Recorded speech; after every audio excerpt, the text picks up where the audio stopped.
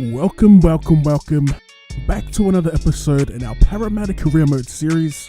With Origin 1 done and dusted, we are back on track for the main focus of the series, and that's getting that premiership for Parramatta.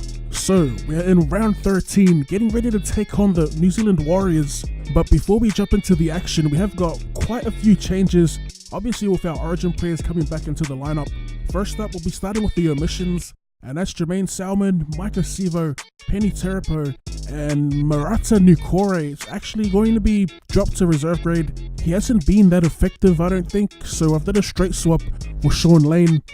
And I'm going to keep Kane Evans on the bench because he has been quite impactful for us. So as you can see, French returns to the left edge, making way for Ferguson, Mitchell Moses back in the halves, Alvaro moves back to the front row, pushing Junior Polo back onto the bench.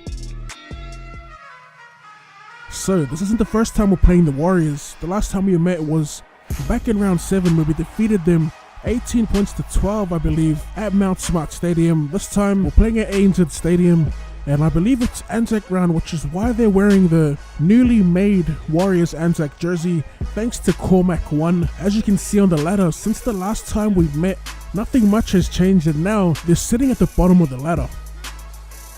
First action of the game comes by the Warriors as they throw the ball around here. 14 minutes into the game, third tackle on their 40. They send it to Pasi, finding space around the ruck as he tries to get an offload away, but it gets intercepted by Alvaro. So it puts us in a decent position here to make our way to their try line as we send it to Brown. Brown to Gutho, and Gutho with the long ball out to Ferguson. But we get pulled down just outside their 20. As we try to test the ruck defense with Mitchell Moses, he gets smashed in the tackle. A little bobble here from the captain as he recovers and gets the fend going as we creep inside the 10. 2 tackles remain. We send it to Moses. Not what I had in mind, but we still got 1 tackle up our sleeve. It's going to be Dylan Brown here taking the reins as he sends it to the skies. And Takairangi soars in the air, comes down with the ball to score our first try of the game.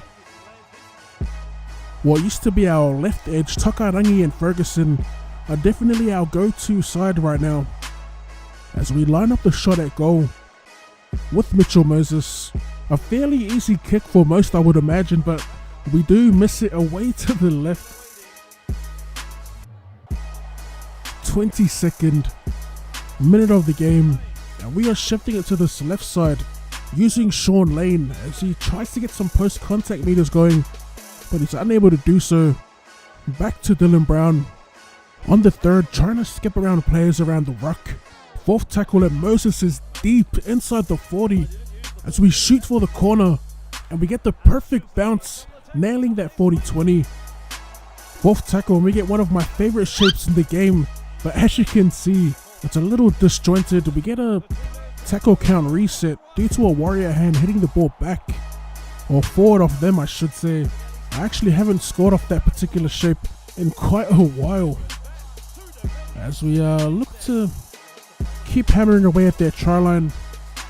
On the first tackle here, it's going to be Manu Mao taking the tackle. They set up for an inside ball play, but I kind of stuff it up here as we don't get the right runner. On the third this time, a decent shape. We're going to send it out the back to Manu Mao. Still looking a little disjointed, but it's going to be Brad Takairangi bursting through the gap.